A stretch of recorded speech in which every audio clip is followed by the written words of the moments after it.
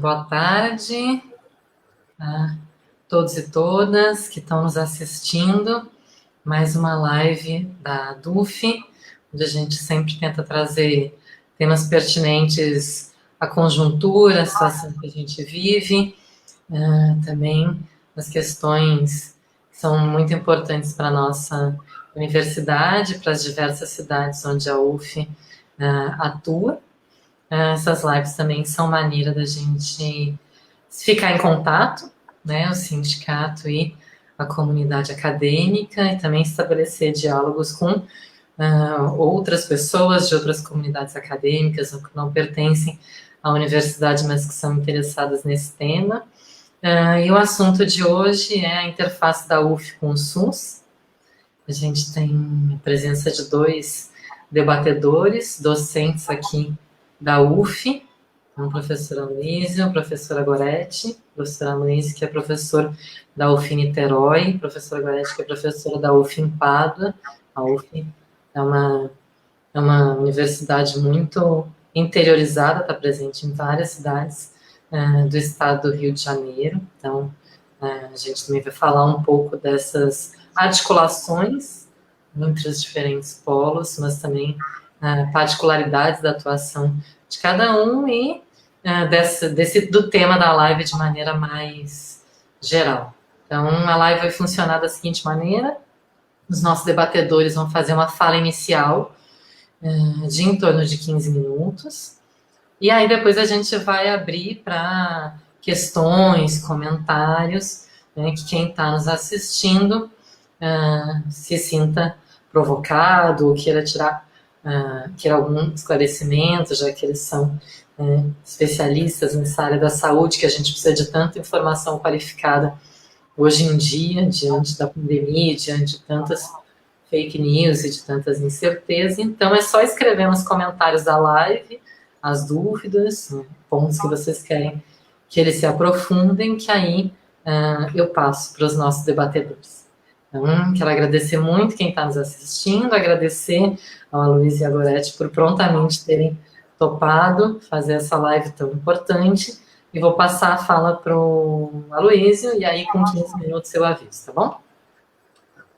Bem, boa tarde a todos e a todas. É um prazer, eu agradeço muito a DUF pelo convite, em especial por estar aqui junto com o Goretti, que é muito minha amiga, e uma pessoa que já tive a oportunidade de trabalhar junto. E eu acho que mostra um pouco da cara da UF, que circunda pelo interior, que é fora de Niterói, que está no estado como um todo. Então, acho que isso é uma boa oportunidade para a gente se reencontrar e conversar com todo mundo. A ideia da minha fala é um pouco discutir o que hoje a UF está fazendo dentro da pandemia de Covid. Mas, antes disso, eu pretendia falar um pouco do que é essa interface com o SUS, né? Porque a UF tem um papel assim, muito interessante historicamente. Se a gente puder remontar à década de 70, a UF, os professores da UF, os alunos da UF, participaram ativamente na construção do Sistema Único, em todas as suas etapas.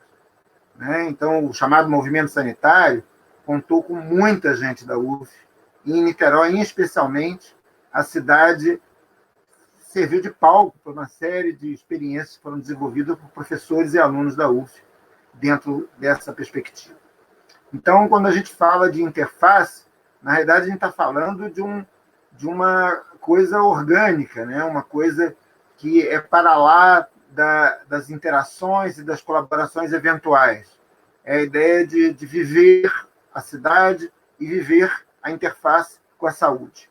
E ajudar a construir, com todos os seus altos e baixos, com todos os seus conflitos, com todas as suas contradições. Então, eu acho que esse tem sido o papel da UF nessa história. Eu remonto, inclusive, a ideia da própria construção do sistema de saúde de Niterói, onde a universidade, o primeiro plano de saúde de Niterói, foi um professor da UF, o professor Tomassini, quem organizou, né? Lá em 1978. E, desde então, toda a discussão de organização da cidade, que tem servido de palco para várias discussões no Brasil inteiro sobre municipalização, sobre atenção primária, sobre política de saúde inclusiva, vem se dando de forma muito intensa dentro de Niterói. Em especial na universidade, na medida que essa participação na gestão ela joga para dentro da universidade uma responsabilidade de formar gente para isso, né? De contribuir com a produção de conhecimento e o desenvolvimento desse tipo de proposta. Então, a UF tem sido palco de experiências pioneiras nesse aspecto. Só para dar uma noção, diz assim, o que hoje é uma lei que, de alguma forma, induz a todas as universidades, em especial a Faculdade de Medicina e faculdades da área da saúde, em ter formação ligada à rede, discutir o SUS, participar da construção do SUS, a UF fez reformas nesse sentido em 1994. O currículo da Faculdade de Medicina foi um dos primeiros que foi para a rede, foi um dos primeiros que se discutiu integração com o serviço, foi um dos primeiros que trabalhou determinação social da doença. Então, todas essas expectativas foram com altos e baixos, com conflitos e acertos, foram muito importantes para a construção dessa relação da UF com o sistema público de saúde de Niterói. E a ideia do SUS é para além da atenção à saúde propriamente dita, né? A ideia de prevenção, a ideia de atuação intersetorial, ou seja, a ideia de fazer políticas inclusivas, de ver populações vulneráveis, tentar, de alguma forma, adequar a forma de serviço, produzir formas de serviço que possam incluir esse tipo de pessoa. Então, desde a participação do Hospital Universitário Antônio Pedro até a participação massiva de professores e alunos dentro do nível primário da cidade, vamos dizer assim, se dá nesse sentido, de se construir opções novas, aprender e, muitas vezes, errar, muitas vezes, vamos dizer assim, perder a mão, perder o bonde e correr atrás de novas respostas. Eu acho que essa tem sido a marca da atuação da universidade nesse sentido. É para além de uma visão de utilizar, como as pessoas antigamente faziam, o sistema público como um laboratório, essa ideia de um laboratório onde a universidade, na sua Torre de Marfim, vai visitar os serviços e desenvolver algum trabalho lá e voltar para a universidade. Não. A universidade está no chão do serviço, está misturado, né? E, em muitos momentos, se confunde com a cidade, com os serviços. Vive os sofrimentos e vive também as alegrias de ter produzido alguma coisa interessante nesse sentido. E não é à toa que a universidade tem sido procurada pelos profissionais para fazer sua formação, fazer educação permanente, né? Nossas pós-graduações, mais de 60% das pessoas que buscam são oriundas do serviço e voltam para os serviços exatamente discutindo o que estavam discutindo dentro da universidade. Há uma participação também intensa na discussão dessa articulação das universidades com os serviços, mediadas pelas chamadas comissões de integração ensino e serviço. Uma em nível estadual, onde a UF faz parte também, né, que é sediada na Secretaria de Estado, e uma em nível regional, no caso da UF em Niterói, da Metro 2. Mas, por exemplo, os companheiros nossos da região serrana também participam, o pessoal lá da Baixada Litorânea também participam. Então, assim, vários lugares onde tem cursos de saúde da universidade, costuma-se participar dos comitês regionais de integração ensino e serviço. E, dessa maneira, participam dos programas de educação permanente, da definição de políticas, do preparo das equipes. Então, assim, esse é um pouco o pano de fundo que eu queria colocar da nossa participação histórica dentro do Sistema único. Agora, a gente está vivendo uma situação bem dramática, né? De dezembro para cá, se desenha uma situação inusitada, né? Que é uma pandemia de um vírus que se conhece pouco, com consequências ainda pouco conhecidas, mas que mata, e mata numa velocidade muito grande, e que tem como grande ameaça não só acometer um grande número de pessoas num espaço curto de tempo, mas a possibilidade das suas complicações lotarem os serviços de saúde, né? estourando sua capacidade de atendimento, principalmente os serviços hospitalares e os serviços de terapia intensiva.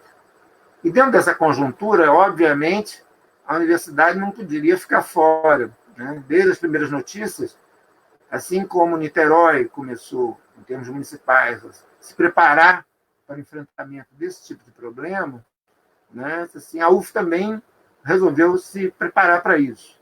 Foi montado no gabinete do prefeito, do senhor reitor, assim, um grupo de crise, com representantes de vários departamentos da universidade, e a ideia era um pouco pensar coletivamente, num primeiro momento, como organizar a universidade para viver essa crise. O afastamento dos alunos, o preparo das equipes, as pessoas que tinham participação em serviço, as normas vigentes, os cuidados, os preparos, ou seja, toda a infraestrutura que nós teríamos que ter para enfrentar essa epidemia no âmbito da universidade. Né? Lembrar que nós temos um grande hospital, o Hospital Universitário Antônio Pedro, assim, temos vários serviços de saúde espalhados que têm participação no SUS. Então, essa ideia de dar não só retaguarda ao SUS nesse sentido, mas participar para dentro da universidade com a perspectiva de proteção dos nossos quadros, das nossas pessoas disso.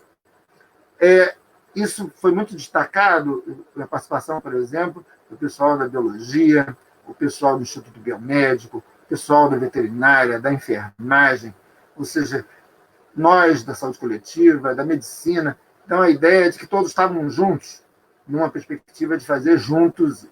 E nos surpreendeu a quantidade de iniciativas que a universidade produziu para dentro e para fora. Né?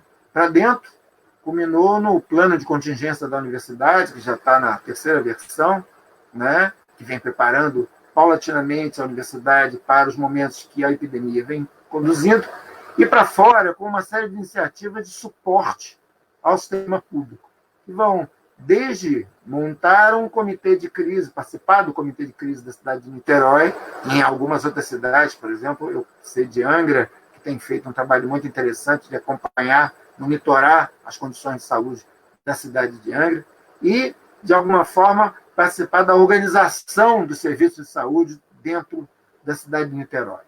Eu destaco no GT em Niterói uma iniciativa muito interessante, que é a construção, além do comitê de crise, a ideia de um certo painel de observação e monitoramento de política, que desdobra, né, primeiro, de dar segurança à municipalidade nas suas decisões com suas bases científicas e as bases das melhores evidências.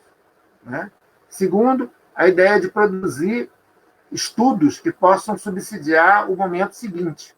Né? Nesse momento, a maioria dos municípios brasileiros está testando pouco, conhece pouco a realidade das epidemias dentro dos seus municípios, que só é percebido por morte, internação, gente doente, e não a ideia de proporções, quem está doente, quem deixou de ficar doente, quem saiu ileso.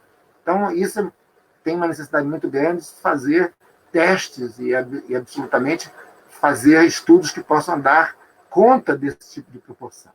Então, o Departamento de Epidemiologia do Instituto de Saúde Coletiva, junto com o Departamento de Estatística da Matemática, estão lá desdobrados para construir um inquérito que vai dar essa noção, ou seja, tentar diminuir a imprevisibilidade da epidemia e trabalhar com dados de proporções de população afetada, para onde ruma, quais os principais lugares que foram afetados, quem está dentro, quem está fora do risco. E aí sim subsidiar o momento seguinte da epidemia. E também sustentar medidas que às vezes são muito terríveis para a maioria das pessoas. A ideia de ficar em casa confinado ou botar todo mundo em quarentena, diz assim, apavorou muita gente, né? E tem um discurso muito da ideia de que o efeito disso vai ser desastroso para o país. Assim. Eu temo que sim, nós vamos viver uma crise econômica bem grande. Só que, nesse momento, não temos como opção manter a coisa aberta e correr o risco de morrer, até porque as mortes elas estão, nesse momento, sendo muito democráticas. Mas, no momento quando se perde o controle sobre a transmissão, a população mais vulnerável vai pagar um preço muito grande. até porque a capacidade instalada, tanto pública quanto privada, na maioria dos municípios, não dá conta desse tipo de assistência. A gente já está assistindo isso nesse momento no estado do Rio de Janeiro, onde a epidemia está completamente descontrolada, 100% de ocupação dos hospitais estão tomados, e a gente ainda vive em Niterói uma situação de expectativa, onde a curva está suave, onde as mortes não estão aparecendo com tanta intensidade e os serviços continuam funcionando. Então, essa perspectiva nos dá a certeza que ajudar a tomar decisões, fundamentar essas decisões, por mais que sejam dramáticas, são fundamentais para salvar a vida e estabelecer a possibilidade do pós-epidemia acontecer. Então, há um esforço muito grande de vários colegas nesse sentido, de trabalhar essas perspectivas. Eu gostaria de ressaltar, por exemplo, o pessoal do Instituto de Psicologia, que vem oferecendo serviços de apoio psicológico aos colegas da rede, que estão lá na frente de batalha, muita gente decidindo entre vida e morte, sofrendo terrivelmente, eu não sei se as pessoas sabem, mas 25% dos profissionais de saúde, por exemplo, no município do Rio, já foram contaminados, e muitos morreram, né? Então, é uma luta insana, e que dar suporte a isso, produzir material de proteção, como a engenharia fez, produzir insumos de desinfecção, como a farmácia fez. Assim, todo esse esforço da universidade vem se dando no sentido que as pessoas possam lutar junto, segurar a onda da epidemia e pensar o pós-epidemia, como a gente vai fazer. Eu gostaria também de falar um pouco de outras perspectivas, quer dizer, a ideia de ajudar a participar do controle da epidemia, tanto no nível municipal como no nível estadual, onde um grupo de professores também está atuando junto com outras instituições, como a Fiocruz, a Unirio, a UFRJ. Então, assim, um pool de universidades que tem dado suporte a esse tipo de experiência de apoio técnico aos governos, tanto em nível local quanto em nível estadual. A gente também tem participado da discussão nacional, né? A UF é filiada a uma rede de pesquisas nacionais em atenção primária à saúde, que é fundada pela Abrasco, Associação Brasileira de Saúde Coletiva, e vem discutindo no nível nacional as alterações de políticas, os riscos e as recomendações para esse período de epidemia e o pós-epidemia. Então, é a ideia de que os professores da UF estão tentando participar de todos os níveis de discussão e de todas as possibilidades de contribuição que a gente possa fazer dentro desse espaço da epidemia. Eu queria, por fim, destacar uma outra vertente de luta, que é a ideia de apoio às iniciativas do próprio movimento popular. Como eu disse no início da minha fala, historicamente o SUS nasce dentro dos movimentos populares, dentro dos movimentos intelectuais, dentro das universidades, e exatamente por causa dessa origem, no caso da UF especificamente, assim, sempre houve uma aliança tácita entre movimentos populares e setores da universidade. E dentro dessa perspectiva, a gente buscou, nesse panorama de pandemia, dar também suporte a esses movimentos, ou seja, movimentos autogestionados, que trabalham em defesa própria, com as condições que dão voz a uma série de movimentos que população favelada, população de áreas de risco, população sem teto, população sem terra, todas essas populações muito vulneradas possam, de alguma forma, manifestar seus problemas, manifestar sua inclusão dentro das políticas que estão sendo traçadas, e mais do que isso, assim, que a gente possa ajudar a fortalecer suas próprias iniciativas de autodefesa. Né? Eu destaco... 15 minutos. Oi? Ok. 15 minutos. Eu destaco uma experiência muito interessante que está acontecendo aqui em Niterói, que tem sido puxada pela Bem TV, que é uma ONG, né, com meninos de periferia, jovens comunicadores.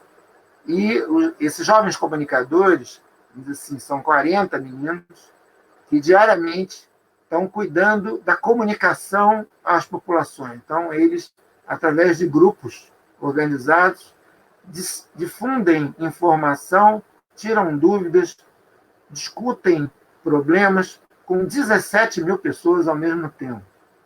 Um exemplo de auto-organização e a ideia de não só difundir boas práticas, difundir prevenção, difundir questões políticas do direito à saúde, do direito à assistência social, como principalmente combater fake news, combater a desinformação, o tumulto político. Então, é a ideia de que a universidade e os movimentos populares podem fazer grandes alianças nesse sentido, sim, né? De para além da aliança instituição-instituição, o movimento popular pode ser fortalecido também com essas iniciativas e as políticas públicas também possam ser repensadas para que incluam esses movimentos, essas populações. Tá? Eu vou ficar por aqui no primeiro momento e a gente parte para o debate para discutir outras coisas. Muito obrigado.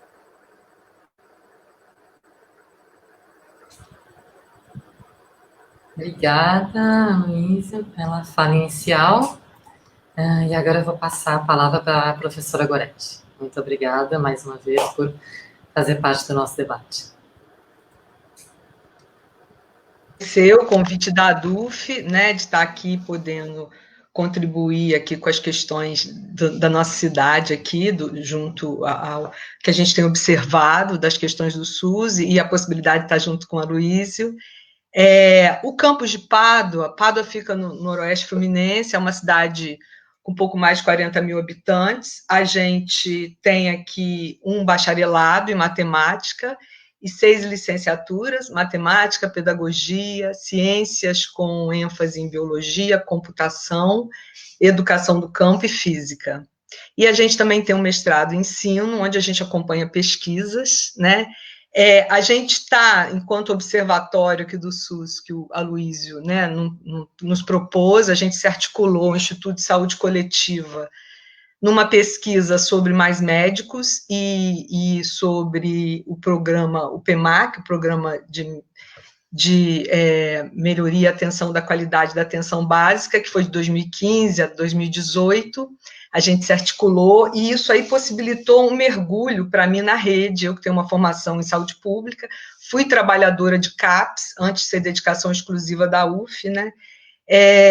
E aí a gente, falar aqui dessa situação do Covid, aqui em Santo Antônio de Pádua, eu estou numa situação privilegiada, a gente tem as ações municipais contra a proteção da população têm sido muito efetivas, desde o início a gente tem o prefeito muito sensível, a secretária de saúde, né, enfermeira, já foi auxiliar técnica, enfermagem, então próxima à atenção básica. A gente tem um pneumologista à frente da ação, uma pessoa com acesso à população, médico da cidade, o pai foi prefeito, também médico da cidade, com muita proximidade à população, então um trabalho de educação e saúde, indo aos meios de comunicação, falando de uma forma muito didática. Desde o início tivemos decreto para fechamento do comércio, as pessoas, em sua maioria na cidade, quem sai é de máscara.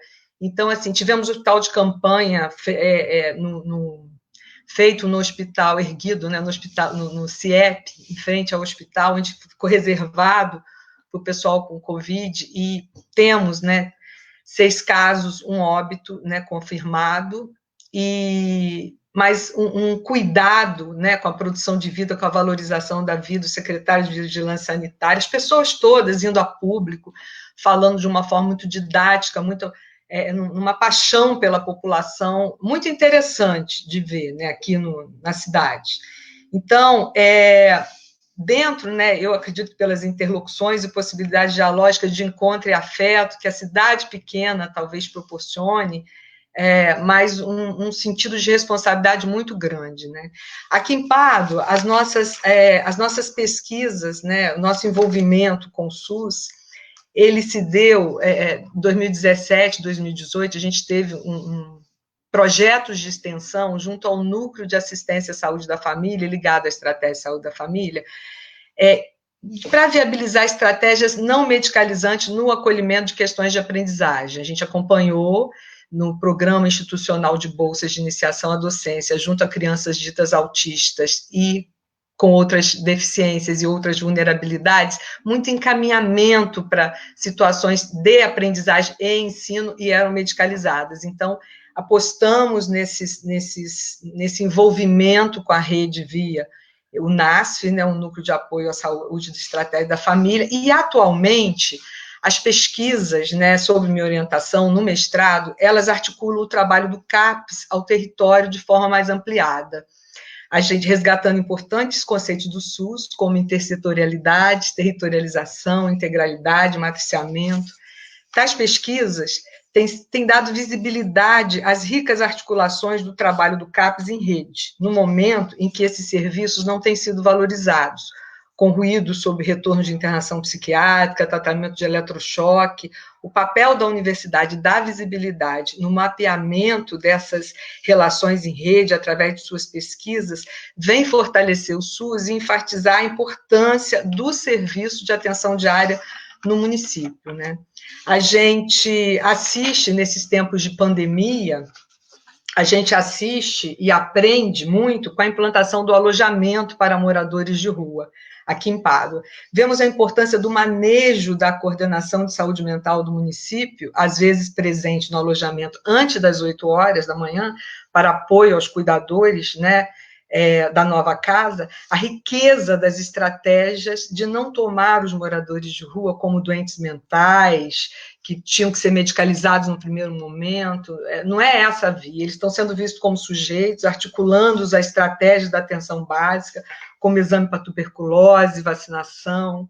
Então, essa população, até então ausente no imaginário social, ela ganha novo status com o cuidado da prefeitura e da assistência social do município, né, em estruturar o alojamento para moradores de rua, nessa época, pensando deles dormirem na rua, ficarem mais, né, disponíveis para a questão do vírus. Então, o CAPES é convidado para entrar em cena e, junto à figura do pesquisador de nosso programa de pós-graduação, que é o coordenador de saúde mental do município, nós temos aprendido muito e também atuado na função de apoio junto a esse, com leituras sobre a questão da atenção à população de rua, discussões no grupo, né? O apoio da UF, além da nossa articulação com o Instituto de Saúde Coletiva, né, nesse movimento com a Aloysio, a gente já trouxe o Aloysio aqui para falar para a rede básica inteira do município, todos os distritos estiveram presentes, todas as unidades básicas de saúde, um representante, enfermeiros, agentes comunitários de saúde, onde foi dado o retorno da pesquisa, né, na atenção básica para o coletivo, isso foi muito importante, e a gente também tem um diálogo, assim, muito profícuo, muito intenso, com o Laboratório de Atenção Psicossocial e Saúde Mental da Escola Nacional de Saúde Pública, da Fiocruz, na figura do professor Paulo Amarante, de toda a sua equipe, que é muito próxima, e a gente teve um trabalhador do CAPES de Pádua, um trabalhador do CAPES de Miracema, além de uma trabalhadora da Rede Municipal de Apoio à Inclusão Educacional, que estiveram em fevereiro, né, na Fiocruz, fazendo um curso intenso sobre Boaventura Souza Santos e a articulação dos seus ensinamentos com o SUS, com o pessoal da Universidade de Coimbra, com o professor Paulo Amarante, enfim.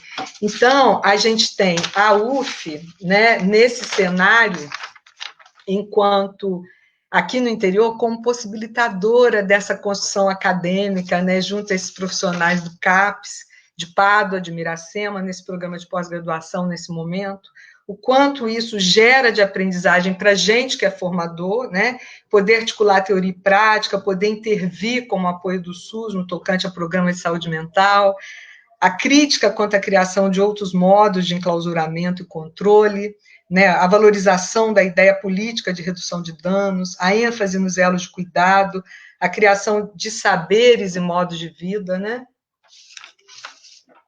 outras possibilidades de existência, né, a esse sujeito, diferença na forma de olhar, de perceber, de acolher, o estigma, né, do morador de rua, enquanto um paciente sem possibilidades terapêuticas, está sendo desconstruído nesse acompanhamento cotidiano, apresentando outras possibilidades de estar no mundo, contribuindo, entre outras coisas, para uma construção subjetiva de um sentido de casa no alojamento, né, aqui a palavra rotina é transformada para a construção no cotidiano. E aí a gente tem discussões e trocas de saberes frente aos nós e barreiras no que tange... Ai, me empolguei. No que tange à saúde coletiva, o cuidado compartilhado, a integralidade da saúde coletiva, eu registrei aqui uma fala da pesquisadora Tânia, trabalhadora do SUS do CAPES de Miracema.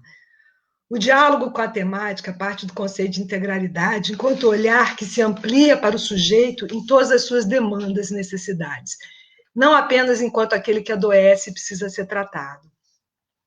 Então, a medicalização e a patologização das questões da vida tem sido, nos dias atuais, uma das problemáticas no cuidado em saúde mental. E talvez a que mais produz entraves nesse tipo de cuidado, uma vez que biologiza e artificializa a experiência da vida humana e ainda pode, no prolongamento, cronificar sua existência. A pesquisadora do CAPES de Miracema, ela está resgatando a questão do conceito de matriciamento, ela está buscando uma humanização, ela está buscando uma ultrapassagem dessa via biológica do CAPES. Né? Outra fala do pesquisador Alain, trabalhador do SUS no CAPES Ilha da Convivência, em Pádua. Produzir conhecimentos qualificados sobre saúde coletiva através de ações e reflexões transdisciplinares frente às ações fragmentárias e parciais do cotidiano e relatando as principais dificuldades na organização das várias redes e nos processos de gestão e planejamento local em saúde pública. A busca em abarcar os elementos socioculturais e educacionais na região a serem acionados e até mesmo criados, a fim de favorecer a produção de conhecimentos e o desenvolvimento de processos de ensino, integrar as variadas esferas públicas e o compromisso com o social, apresenta como outro objetivo específico da pesquisa, né, do Alain, que é o trabalhador do CAPES de Pádua. Então, é um estudo onde a metodologia da pesquisa e intervenção é a cartografia, então ela tem uma participação intencional dos pesquisadores, dos sujeitos, né, que são ao mesmo tempo objetos, sujeitos dessa pesquisa. Eles estão em processo constante de investigação, são figuras dinâmicas, vivas, que fazem movimento durante essa investigação. E o que a gente está fazendo enquanto possibilidade dessas pesquisas é o traçado desse plano da experiência, acompanhando os efeitos sobre o objeto, o pesquisador, a produção do conhecimento, do próprio percurso de investigação. E a gente está mapeando todas essas transformações nesse tempo, né, de quarentena, nesse tempo onde a gente está com o ir e vir restrito, né, onde essa construção coletiva junto a pessoas com portadores, né, a pessoas com sofrimento psíquico, ela tem se dado de outra forma, tem se dado em canais online, o programa de saúde mental em Pádua tem se articulado muito nesse sentido, a gente tem ouvido, né, os relatos do nosso pesquisador. Então, o que a gente vê é que a terapêutica, nesse processo da clínica ampliada, não se restringe às consultas, aos fármacos, às intervenções biológicas apenas, mas vai ao encontro também do poder da linguagem, da escuta, da educação em saúde, do suporte psicossocial. Nesse processo de autonomia e autocuidado, o trabalho da equipe, fatores subjetivos e a clínica compartilhada assumem a postura de transformar o paciente em agente ativo de cuidado de sua própria existência. E é toda atravessada, né? Toda atravessada pelo momento, toda atravessada por esse outro lugar que as pessoas, né, estão ocupando, e a importância, né, as nossas pesquisas estão dando visibilidade à importância dos centros de atenção psicossocial nos municípios de Pádua e Miracema, e fortalecendo a questão dos princípios do SUS. Eu vejo a articulação em Niterói, né, de uma fortaleza da estratégia de saúde da família, da atenção básica. Aqui também, como que estar forte na atenção básica para esse momento é muito importante, porque o mapeamento das populações mais vulneráveis, né, poder ter ações muito rápidas antes da situação que está tomando uma proporção muito grave, né, a situação está chegando aqui perto da gente, e a gente está, nesse sentido, que eu falei, de uma forma privilegiada, diante de tanta confusão nesse entorno, na política, né, tantas vozes dizendo coisas contraditórias. Então, por estar longe do grande centro, a gente acredita, quer dizer, eu estou vendo aqui como uma condução, né, da via pública de uma forma muito feliz, né, dentro dessa grande tragédia. Bom, a contribuição que eu queria trazer para o debate é exatamente essa possibilidade dessa contribuição ínfima, mas assim muito significativa para a gente. Eu acho que a gente tem mais retorno do que contribui, né?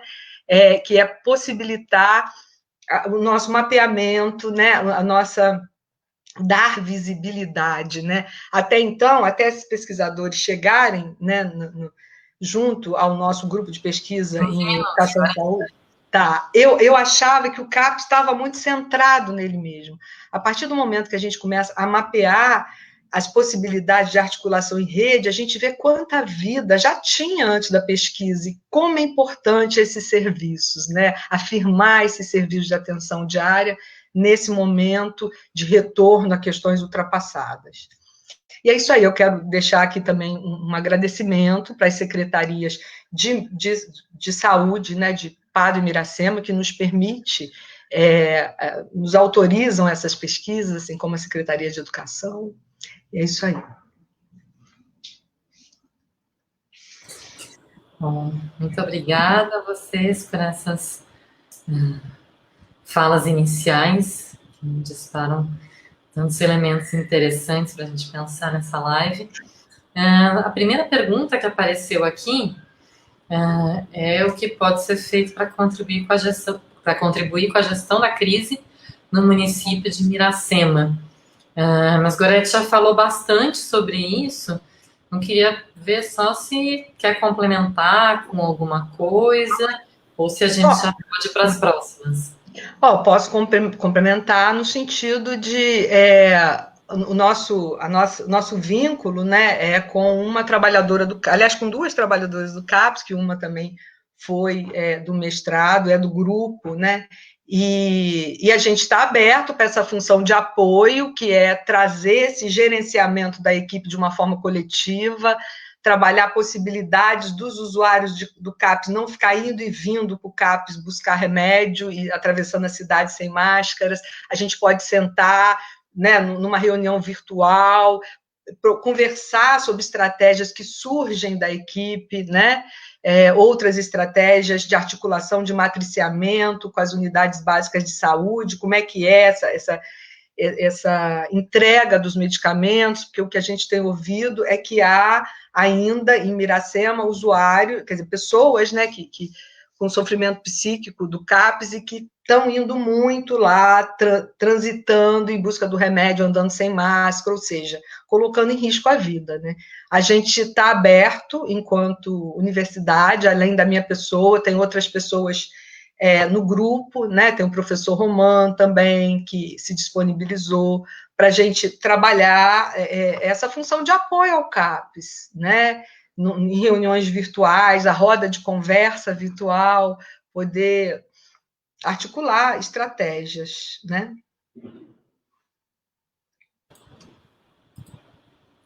Bom, e aí eu vou aproveitar essa pergunta e estender para o Aloysio, né, que mencionou na fala dele a atuação da UF em Niterói, no Rio, mas tem alguma coisa que gostaria de complementar também nesse sentido, de informar ou de detalhar para quem está assistindo a nossa live.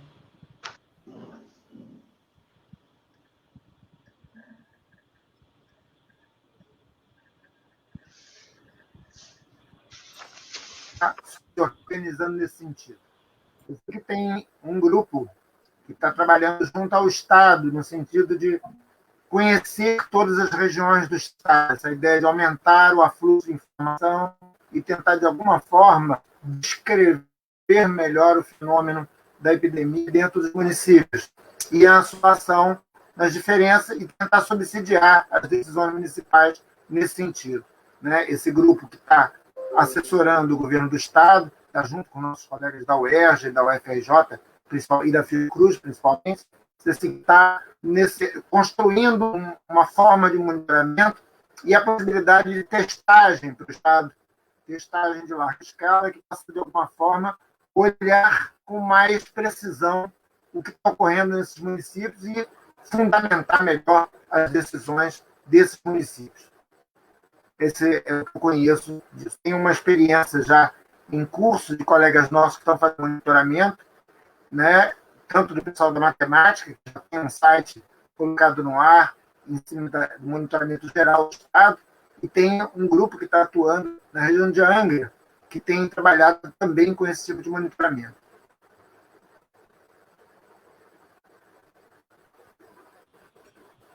Bom, um comentário que surgiu aqui, enquanto vocês traziam, né, toda essa contribuição da UF para a pandemia, é que ouvir vocês foi um contraste com o Idaí, que a gente viu recentemente, né, sendo dito pelo presidente do país. Então, talvez vocês pudessem falar um pouco sobre, enfim, essas divergências que estão tendo em como lidar com a pandemia, defesa de isolamento horizontal, vertical, em que momento exatamente da pandemia a gente está, subnotificações, enfim, esse tipo, né? Comentar essa questão mais geral, em nível nacional. Eu não sei quem de vocês começa. Bem, a gente está vivendo, teoricamente... Posso falar? Gorete quer falar? Pode começar. A gente está vivendo nesse momento a aceleração da curva, né?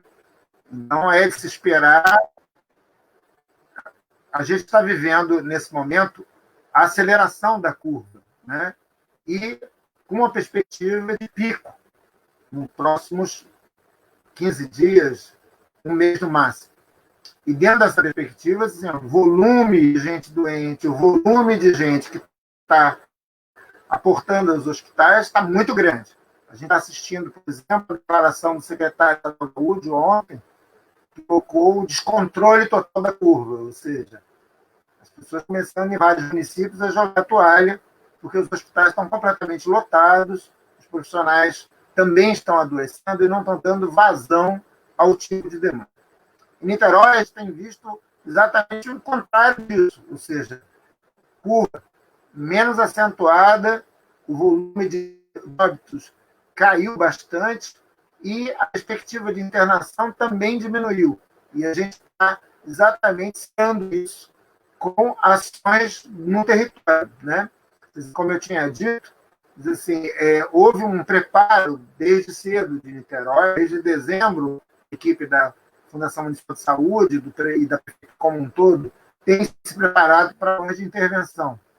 E a universidade tem participado desse momento exatamente tentando aumentar o verso de conhecimento sobre a epidemia, sobre as formas de ação e principalmente da situação de quem está doente, quem está vulnerável, quem pode falhar. Então, surge não só a possibilidade de monitoramento, mas a ideia de realização de pesquisas de testagem. Então, começou essa semana a testar seus funcionários, a testar todos os servidores e testar a própria população. A ideia de fazer um inquérito, buscando, a partir dos casos, as pessoas que possam ser contaminadas e dar um mapa de como se comporta a epidemia dentro da população de Niterói. A ideia de áreas atingidas, quem sobreviveu, quem está imune, quem não está imune, ou seja, começar a caminhar com um pouquinho mais de segurança nas decisões. Sem dúvida, o mundo inteiro já mostrou para a gente que a ideia de ficar em casa, né, com restrições, inclusive, tem sido a melhor medida. Todos os lugares que, de alguma forma, tentaram, sem conhecerem a realidade do que estava acontecendo, voltar à atividade normal, pagaram um preço muito caro por isso. Né? Nós estamos, nesse momento, ou seja, ontem mesmo, nós participamos de discussões com setores do empresariado de Niterói, com setores da justiça, com vários setores da cidade, no sentido de essa situação e a manutenção desse isolamento. Então, hoje é vital, nesse momento da curva, segurar as pessoas em casa, manter o isolamento, evitar riscos desnecessários, né, perseverar. Óbvio que tem uma sombra sobre nós, né, e me remete à ideia do Idaí, né, assim, quando as pessoas chocam a ideia de proteger as vidas das pessoas com a consequência, né, como se as pessoas fossem responsáveis sozinhas por sua manutenção e sua construção e sua economia. Então, assim, talvez, de alguns, vale a pena por alguns, né, para que a economia volte a funcionar. A economia ela tem mecanismos de superar isso, né, com sacrifício, mas supera. Já vimos isso na história da humanidade algumas vezes, né? Agora, as vidas que são cobradas nesse momento não serão repostas. E o preço pago a determinadas fatias da população, determinados segmentos, vai ser enorme. Né? Só para vocês terem uma ideia de números, a expectativa numa curva tipo Itália e Niterói vai de 500 a 1.500 pessoas morrendo. Então, a gente se lembra há pouco tempo, hoje está completando 10 anos, né? Se não me falha a memória, a tragédia do Bumba. E os mais antigos se lembram da tragédia do circo de Niterói. Um morreu um pouco mais de 200 pessoas, no outro morreu mais de 300. Muitos feridos, uma comoção. Então, assim, dos custos disso. Será que queremos bancar políticas que vão custar mais caro que isso? Né? A expectativa de manter as medidas restritivas é que a gente caia na expectativa de menos de 100 mortes. Isso, para a gente, só isso já justifica muito sacrifício. E a gente tem assistido também, alguns municípios, em especial em Niterói, o desenvolvimento de políticas de suporte a populações de baixa renda, ao microempresário, a populações que estão sendo profundamente afetadas economicamente com essas medidas. Então, eu não consigo enxergar, e me parece que isso é um consenso mundial, outra solução que não a intervenção do Estado, a ideia de aliviar a vida das pessoas por meio de políticas públicas. Essa ideia de que as pessoas vão, por si só, sair disso, me parece um pouco difícil, um pouco até cruel. E algum governo que não se preocupa com isso, ou não dá respostas disso, ou pior, dá meias respostas, assim, é apavorante.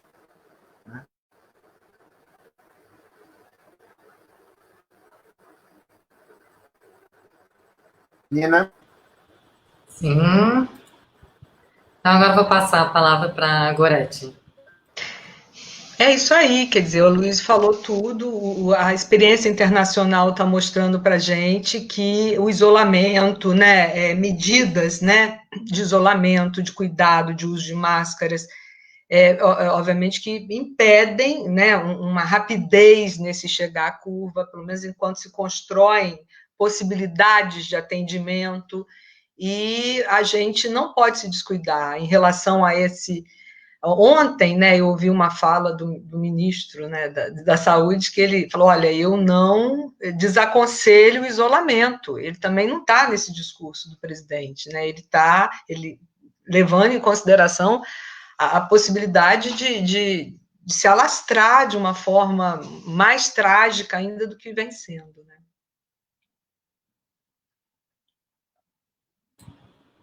Bom, a próxima pergunta que chegou aqui é como vocês têm visto a participação da universidade no fortalecimento da rede municipal, no que se refere ao fluxo entre atenção básica, urgência e emergência e a vigilância epidemiológica?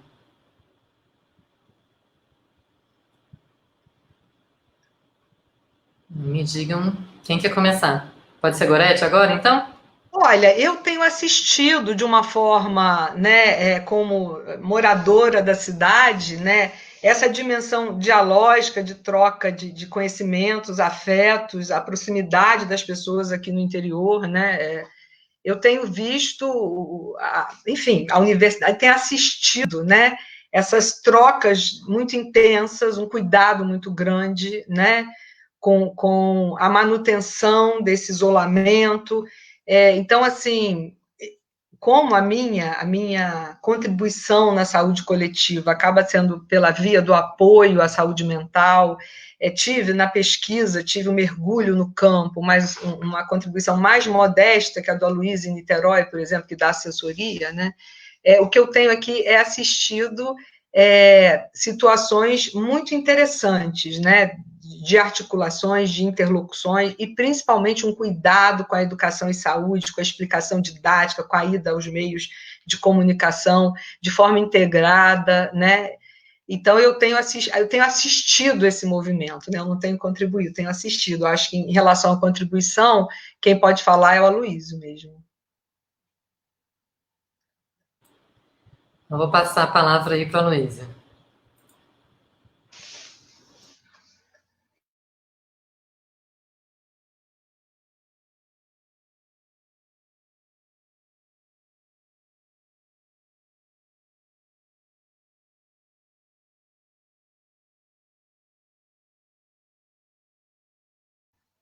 O Aloysio está mudo.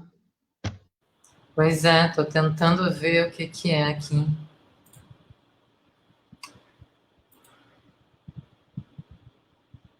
O microfone do Aloysio ficou mudo e eu não sei como tirar. Estou apertando e não está funcionando. Pronto, foi. Agora foi. Alô? Agora foi. Então, eu prefiro começar de um outro lugar, né? Assim, a ideia de um grande desafio que se colocou nessa epidemia foi a ideia dos chamados invisíveis, né? Porque a gente trabalha com a ideia que a população mais vulnerável, a população que vive na linha da miséria, que é objeto de políticas sociais, vamos dizer assim, ela está visível através de programas como Bolsa Família, a atuação dos CRAs, assim.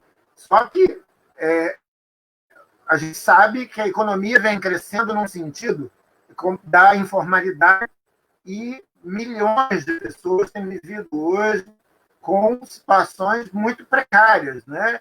Fruto do seu próprio trabalho, de pequenos empreendimentos, e sem proteção social, proteções que estão sendo, de alguma forma, atacadas em reformas trabalhistas sucessivas. Então, na verdade, vem ampliando uma faixa grande da população, que não é a população cadastrada como os miseráveis, nem é a população que pode ser considerada como empreendedores. Quer dizer, assim, a palavra empreendedor passou a mascarar um volume significante de uma população que vive à margem da economia e em situação sempre de risco quando essa economia entra em crise e a nossa economia vive em crise. E os chamados invisíveis, agora, para serem visíveis as políticas, precisam ser identificados.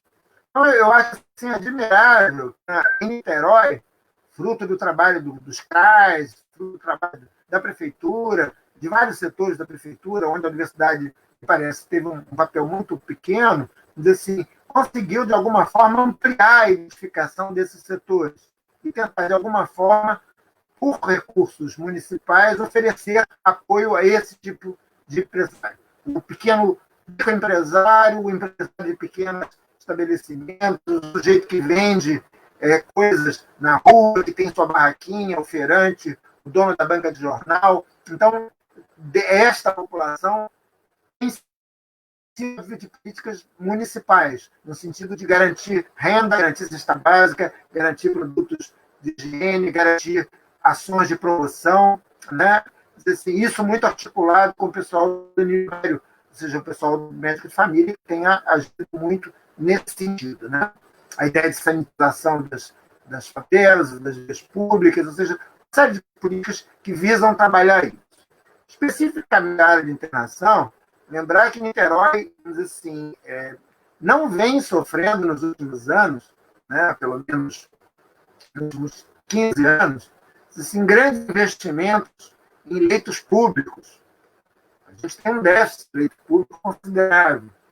E essa epidemia está sendo, ao meu ver, adaptada para olhar o problema da oferta de leitos, em especial leitos de CTI, leitos que estavam fechados, como alguns leitos do Pedro, como alguns leitos das unidades municipalizadas. Então, essa ideia de voltar à ação desses leitos e colocá-los com equipamento suficiente para suportar as necessidades tecnológicas e os desafios dessa epidemia. Né?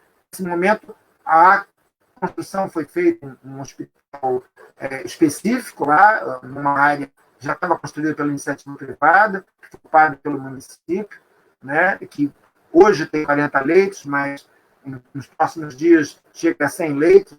Né? Então, assim, a própria Antônio Pedro hoje preparou áreas específicas, equipou alas de UTI para dar suporte a isso. Então, há todo um movimento de fazer isso.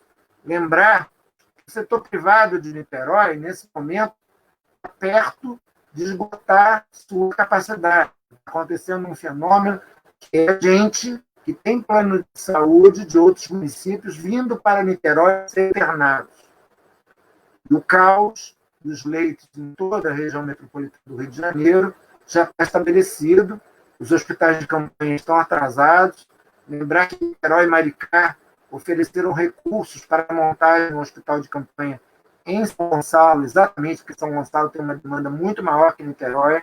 Né? Assim, esses hospitais estão atrasados. Então, eu rezo que eles cheguem logo, porque nas próximas semanas a gente vai ver o colapso desses municípios. Então, eu fico um pouco preocupado. Com relação à intermediação entre a área hospitalar com a área primária, algumas experiências vinham acontecendo antes da pandemia, né? A ideia de unidades intermediárias, ou seja, alguns ambientes que poderiam, de alguma forma, desafogar a emergência, desafogar a internação rotativa e, de alguma forma, aumentar a interface com o nível primário na perspectiva de uma alta escalonada que pudesse continuar em casa. Né? Então, essas experiências, inclusive desenvolvidas com o apoio da universidade, alguns professores da universidade, numa cooperação italiana, assim, vêm avançando nessa discussão, tanto em Niterói como em Friburgo. Me parece com um bom resultado nesse sentido. Mas ainda, no meu entender, é uma experiência pequena, né? Onde as pessoas precisam ainda entender o conceito, ainda aperfeiçoar, ainda entender a demanda. Então, a gente está vivendo esse momento dessa forma. No meio dessa epidemia, obviamente, esse tipo de conceito, que estava muito preocupado com doentes crônicos, com idosos, passa um pouco a ser atropelado pela pandemia. Então, a gente leva a gente a repensar as estratégias. Ok? Certo. Temos uma outra pergunta aqui que fala, né, da importância de trazer para o debate o papel dos CAPs e dos CRAS no combate ao novo coronavírus e como que os serviços públicos de assistência têm funcionado nas duas cidades, em Pádua e em Niterói.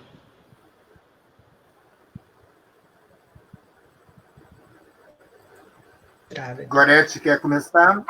Posso falar de Pádua, tem tido essa efetiva, né, participação e essa articulação em rede, essa proposta do alojamento, né, chamado alojamento num ginásio de esportes, num local próximo ao que os moradores de rua frequentavam. Então, essa iniciativa da assistência social junto com a prefeitura, as pessoas estão atuantes, né? Quer dizer, essas entidades estão atuantes, o CAPES, né, nessa mobilização, aqui tem uma residência terapêutica, então, que confere ao CAPES uma experiência já nesse manejo, né, de uma outra moradia, de uma moradia a ser construído, os cuidados cotidianos, já se tem essa experiência. A experiência do CAPES aqui da cidade é uma das primeiras do estado do Rio, foi na década de 90, eu ainda era trabalhadora, né, do SUS, eu participei também ativamente dessa implantação. Então, a gente tem uma estrutura aqui no interior de que eu estou vendo um movimento muito interessante, né? as dimensões menores, né, do que numa cidade grande, a situação da mobilização, a própria UF aqui em Pádua fez uma mobilização junto aos mercados você doa a cesta básica e as secretarias de assistência e promoção social estão junto com a UF em parceria, né, foi uma iniciativa do pneumologista junto com o diretor aqui de Pádua, e eles, então, mapearam as famílias mais vulneráveis, e, então, tenho visto um movimento interessante do CRAS e do CAPES aqui, e acho que são peças fundamentais, né, no manejo, no gerenciamento dessa crise. Os profissionais de saúde estão na frente, mas tem todo esse entorno social, entorno do sofrimento psíquico, que não se cala, né, nessa hora, e essas questões têm sido abordadas, obviamente, que, né, com as limitações que o momento impõe, e, obviamente, que precisam ser ampliadas, mas tem que ser trazido para a cena essas ações, com certeza. Aloysio? Alô? Bem, em Niterói, Niterói tem uma interessante rede de atenção psicossocial que vem se articulando com o nível primário e os demais níveis de assistência. Só que, nos últimos anos, ela sofreu uma série de problemas de substituição de pessoas.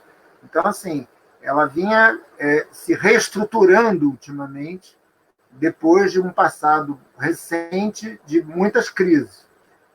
Acredito eu que, nesse momento, com a epidemia, vamos dizer assim, a situação esteja bem séria, embora os esforços de reforço das equipes estejam sendo feitos, ou seja, têm sido contratados mais profissionais por esses CAPs, ou seja, têm sido organizadas novas formas de supervisão, ou seja, há um movimento de reforço a essas equipes. Porém, elas já vinham de uma situação de fragilidade e eu, particularmente, não acredito que elas, no meio dessa epidemia, superem essas fragilidades. Mas elas já desenvolviam um trabalho muito importante de suporte, né? Assim, cabe agora a gente também cuidar dos próprios profissionais. Há uma iniciativa do Instituto de Psicologia, por exemplo, de apoiar esses profissionais com a ideia de suporte de saúde mental para eles, ou seja, porque os profissionais da rede de Niterói, tanto no nível primário, nível hospitalar, dos CAPs, estão debaixo de uma pressão gigante, né? Então, também a universidade tem se preocupado em tentar ajudar nesse sentido. Ok? Com relação à atuação do CRAS, foi o que eu mencionei na minha fala anterior, ou seja, já havia uma atuação prévia e que se acentuou no rumo da descoberta dos tais invisíveis que eu mencionei e, principalmente, na discussão de população de rua, né? De menores, principalmente, de uma juventude que hoje está num nível de fragilidade muito grande, né? Em trabalhos, às vezes, articulados com CAPs, a questão da redução de danos, né? Assim, mas, assim, essas populações me parecem as que maior fragilidade nesse momento, que merecem muita atenção, né? Assim, acho que ainda os esforços ainda não são suficientes nesse sentido.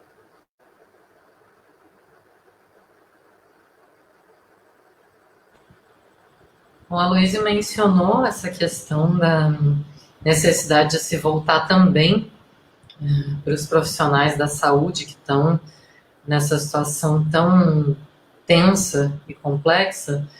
E aí a gente tem uma outra pergunta, que é como que a UF tem se organizado para fornecer, junto aos equipamentos da saúde pública, treinamento para as ações dos profissionais no enfrentamento da pandemia, com cuidados com EPI, uso correto, intubação, esterilização, etc. Desde o início, desde a constituição do GT da UF, houve a preocupação em capacitar, preparar as equipes para trabalhar isso, principalmente no âmbito da própria UF, no Hospital Universitário Antônio Pedro, nas clínicas, onde a UF tem profissionais de saúde. E também preparar uma forma de ajudar o município no treinamento das suas equipes, na disponibilidade de EPI e no manejo dos ambientes, né? Só que todo esse esforço, assim, vem encontrando uma dificuldade enorme de fornecimento de matéria-prima. EPI, principalmente, alguns insumos de desinfecção. Então, houve uma necessidade de uma certa reinvenção, né? A Faculdade de Farmácia entrou no jogo, criando a produção de álcool e outros produtos. O pessoal da engenharia, num esforço sobre-humano, fez uma rede de computadores, uma rede de impressoras virtuais, impressoras para produzir equipamento de proteção pessoal e distribuir aos profissionais. Então, muito dessa produção quase que artesanal está sendo utilizada para a proteção desses profissionais. Na minha opinião, esse esforço ainda é pouco. Quer dizer, ainda temos profissionais, tanto na rede como dentro da universidade, tendo dificuldade de acesso a equipamento de proteção individual. Embora haja um esforço enorme por parte da direção do Antônio Pedro que esses estoques sejam repostos, e haja um esforço enorme de quem está tentando produzir isso e adquirir isso no mercado internacional e nacional para botar essas coisas à disposição, ainda acredito que tenhamos situações onde as pessoas estão trabalhando com riscos sem equipamentos de proteção individual.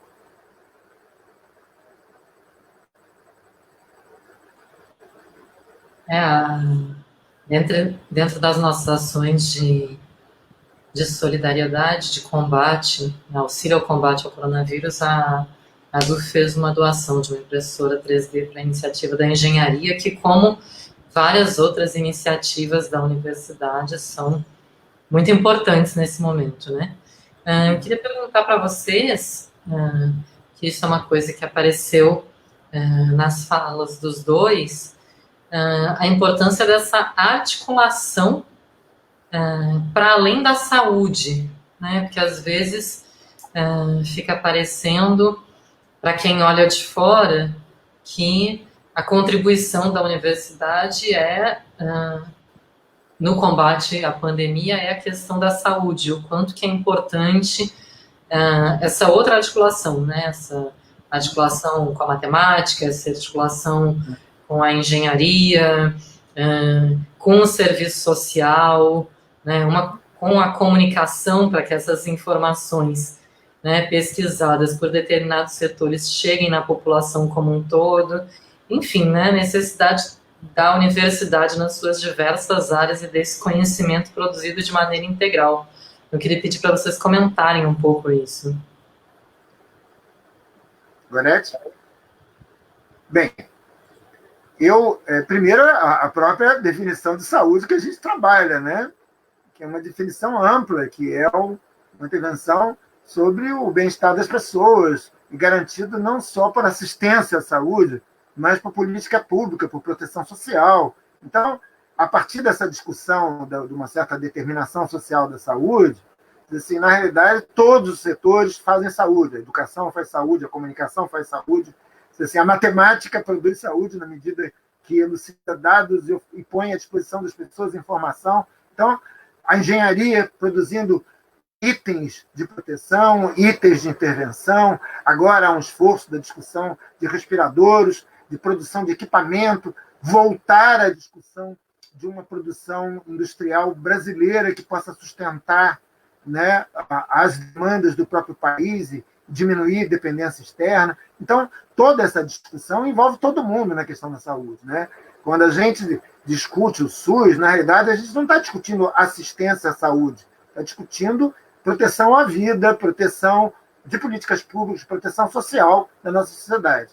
Então, acho que a universidade tem um papel enorme em todos os setores, desde o resgate das histórias, né, pelos historiadores. A gente tem visto um trabalho intenso das pessoas discutindo as epidemias passadas, como a epidemia de gripe espanhola, assim, que trazem luz a toda essa questão hoje que estamos vivendo, numa situação inusitada para a maioria das pessoas, mas as pessoas há 100 anos atrás viveram algo parecido. Então, como todas as pessoas que atuam em setores de ponta, não só tecnológicos, mas do ambiente humano, de tentar compreender as angústias dos seres humanos hoje isolados, a ideia da saúde mental, a ideia da solidão, a ideia de um certo desespero econômico que vai precisar de novas discussões de estratégias de intervenção econômica. Então, o esforço tem que ser de todo mundo. Quer dizer, não é um esforço do setor saúde, né? A saúde vai ser contemplada um esforço de todo mundo.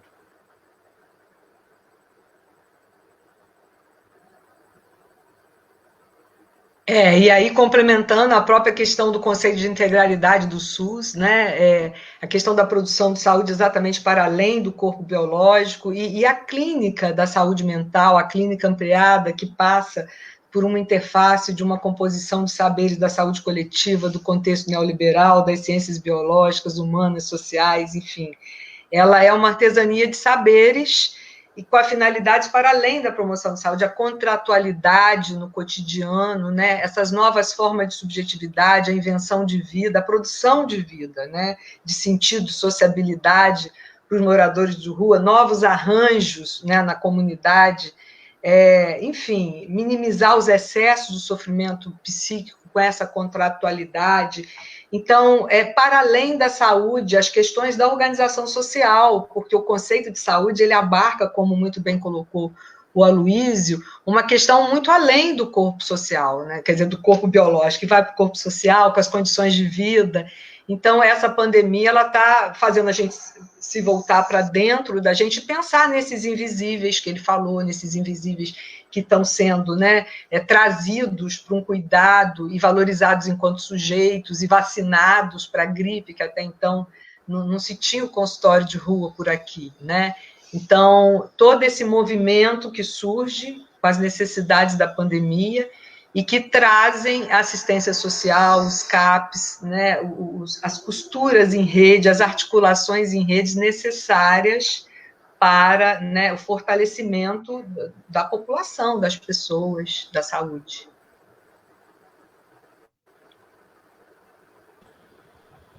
A pandemia, né, essa tragédia que é essa pandemia, está fazendo com que se amplie e mesmo uma parte da população retorne aquilo que foi a luta, né, de construção do SUS e os princípios, né, sobre os quais o SUS foi construído, que não faz muito tempo, mas já faz algumas décadas, e a gente tem visto ao longo dessas décadas muitos agentes combatendo o SUS, tentando desestabilizar, né, a sua base de sustentação, não só pela questão do subfinanciamento, mas no sentido de desmontar, de isolar, de setorizar, né, perder essa perspectiva integral, perder o entendimento de saúde que está por trás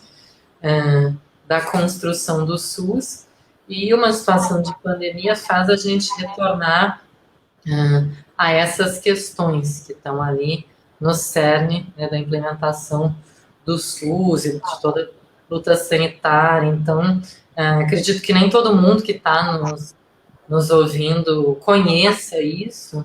Então, se vocês puderem explicar essas questões que estão ali na fundamentação do SUS e por que o SUS foi pensado dessa maneira, foi lutado para ser dessa maneira, e por que é importante que ele seja, né, feito da maneira que foi pensado, e não como, né, simplesmente uma questão de vai ali, consulta um médico, pega o remédio e volta para casa. Se vocês puderem falar sobre isso, acho que é uma contribuição importante da gente nesses tempos de pandemia.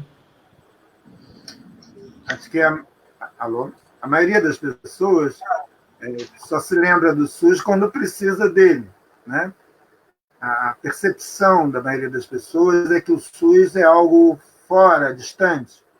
Mesmo para a universidade, muitos colegas acham que o SUS é uma outra coisa, né? Ou seja, é um ente fora da universidade que às vezes a gente atua junto, né? E se esquecem que nós todos somos SUS. Somos SUS na formação, somos SUS na produção de conhecimento, somos SUS na intervenção. Só que a ideia da saúde, lembrar que, historicamente, a discussão da reforma sanitária não foi uma discussão para mexer no sistema de saúde, foi uma discussão da proteção social, onde a saúde teria um protagonismo importante como um elemento de redistribuição de renda, diminuição de desigualdades, pensar a sociedade e seus pactos internos, a discussão de mercado de trabalho, não só dos profissionais de saúde, mas de um monte de gente, principalmente ligados à indústria de produção de bens da saúde, não como bens de consumo num mercado capitalista, mas bens que garantem a saúde numa situação de cidadania. Eu acho que essa é uma questão muito importante que a gente precisa ver. Se a gente pensar, por exemplo, no sistema inglês, 10% da força de trabalho inglesa está localizada dentro do sistema de saúde inglês.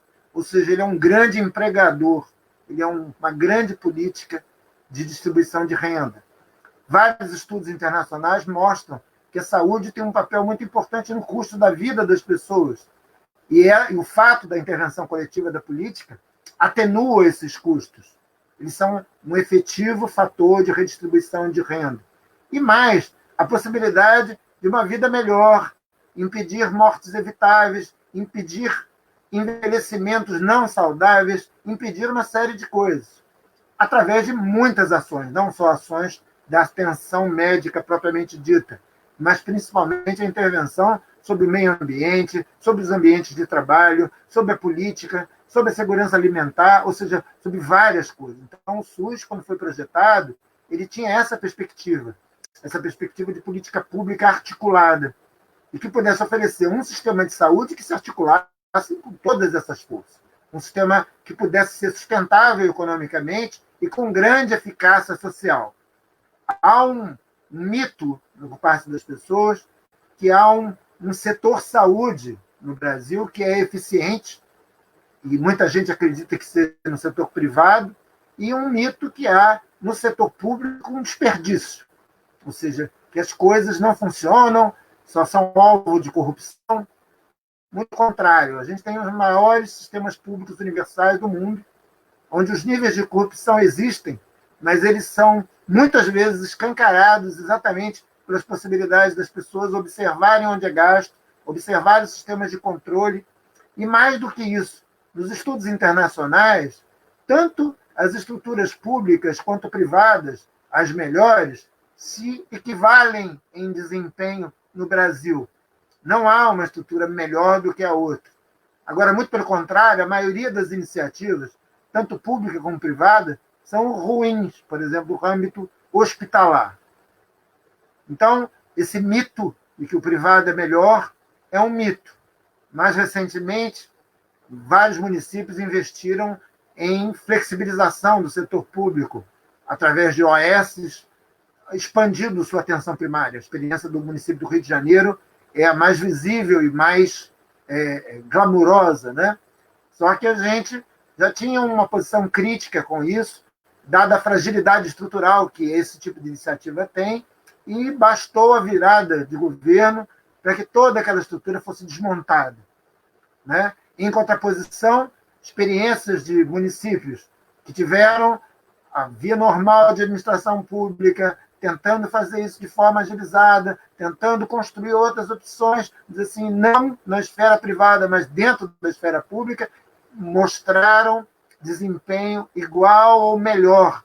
Então, a gente, hoje, do ponto de vista das evidências, a gente tem certeza que o investimento no setor público de saúde é a melhor opção, é a opção de vida da maioria da população brasileira. E nesse momento de pandemia é muito interessante como até as pessoas que se dizem protegidas por um setor privado estão se sentindo completamente apavoradas no momento que buscam assistência e estão sendo levando porta na cara. Hoje, concretamente, o que se oferece para essa população é a ida para o setor público. Então, essa conjuntura vem agora para reforçar para a gente uma oportunidade de dizer, olha, o SUS é mais do que vocês imaginam, ele é estratégico para o desenvolvimento da população, ele é estratégico para a defesa da vida das pessoas, em especial as pessoas mais vulneráveis. E quando eu falo das mais vulneráveis, não é um SUS para pobres, embora a nossa população, mais de 70% dela, possa ser considerada pobre, né? Assim, mas o SUS afeta a vida de todo mundo, inclusive dos 25% que têm renda melhor. Então, a defesa dele, nesse momento, é estratégica. E não precisa ficar no Brasil para ver. Basta olhar os outros países que têm sistemas universais e o grande país que defende um sistema não universalizado, que é os Estados Unidos, sucumbindo terrivelmente, tragicamente, numa pandemia onde as pessoas sequer conseguem se coordenar em termos de assistência. Então, hoje, não vejo como não estabelecer um consenso mundial em torno do investimento numa saúde forte, de caráter universal, com sustentação pública. Então, defesa do SUS para nós é muito importante, e a UF é parte do SUS, por isso temos que defender, assim como defendemos a universidade pública, de acesso também democrático. Eu acho que essa é uma luta que não dá para separar, estamos juntos, né? Em defesa da nossa população, isso é estratégico que isso se concretize, né? E, para completar, essa ideia de uma certa universalização da discussão de renda mínima para as pessoas, né? Que me parece uma coisa bem interessante nesse momento trágico, é um certo consenso da economia que a intervenção do Estado tem que acontecer e garantir renda mínima para as pessoas talvez seja uma obrigação de todos os Estados. Todas as sociedades, em vários desenhos, vão ter que fazer isso, né? E a superação do efeito da pandemia vai ser testar esse tipo de mecanismo. E nós, da universidade, vamos ter que participar ativamente, não só na construção de possibilidades tecnológicas ou políticas mesmo de ação, como nos mecanismos de monitoramento e avaliação que assegurem rumo certo, controle pela sociedade, transparência, evitar corrupção. Então, esse é o nosso papel, né? Eu acho que a balbúrdia maior que a universidade faz é exatamente estar junto, lutando.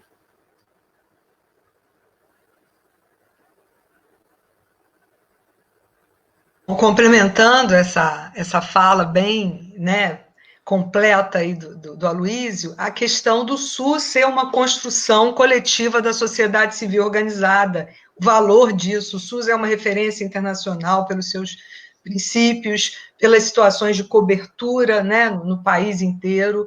Então, essa conquista, né, da população, da sociedade civil organizada, nas conferências municipais de saúde, estaduais, organizações de associações de bairro para as conferências, e uma luta muito grande, uma concretização de uma universalização no acesso à saúde, conquistada a duras penas, e que a gente tem que manter e valorizar, e a universidade defender, e nós, enquanto formadores, né, de alguma forma, trazer subsídios, né, para os conceitos, para essa geração nova, manter acesos os conceitos que dão vida ao SUS, de integralidade, intersetorialidade, territorialização, questões menos medicamentosas, possibilidades outras, né, promoção à saúde, enfim, humanização, os conceitos, é muito perfeito, né, a teoria do SUS, ela é muito abrangente, a sua construção coletiva, a gestão coletiva do SUS, a gente, enquanto agente formador da universidade, trabalhar esses movimentos, né, de gestão coletiva, de princípios do SUS, de territorialização, de não à política medicamentosa, a ver o corpo doente, né, separado de todo o contexto social, histórico, político, né? Essa aí é a valorização do SUS. Então, para a gente ir caminhando para o final, queria pedir para vocês fazerem uma fala de encerramento, né, coisas que são importantes a gente dizer nessa live, que não apareceram aqui nas perguntas. Então, vou pedir para vocês fazerem uma fala de encerramento. Eu queria, primeiro, agradecer a oportunidade da Brasco, nosso sindicato, de fazer essa iniciativa de produzir debate público. Acho que é nosso dever produzir espaços de debate público, garantir a discussão, garantir a informação, combater a fake news, né, debater as ideias, acho que é muito importante. E a ideia de defender o SUS como universidade é não só como uma parceria, mas uma institucionalidade em defesa de vida, em defesa de proteção social. Lembrar que o SUS vem, a despeito do seu crescimento, vem sempre atacado. E atacado na pior forma, que é no subfinanciamento. Só para as pessoas terem ideia, historicamente, o SUS recebe metade do que deveria receber, em termos de recursos, para qualquer sistema de saúde funcionar. E ele tem sobrevivido a isso, tem feito coisas incríveis. E também tem passado muitos sufocos por isso. Em 2017, a promulgação do APEC 95 congelou os gastos. E, ao congelar os gastos por 20 anos, levou o setor saúde, o setor educação, a um desfinanciamento progressivo. Então, lutar para a revisão dessa PEC é um papel muito importante nesse momento e no momento pós-epidemia.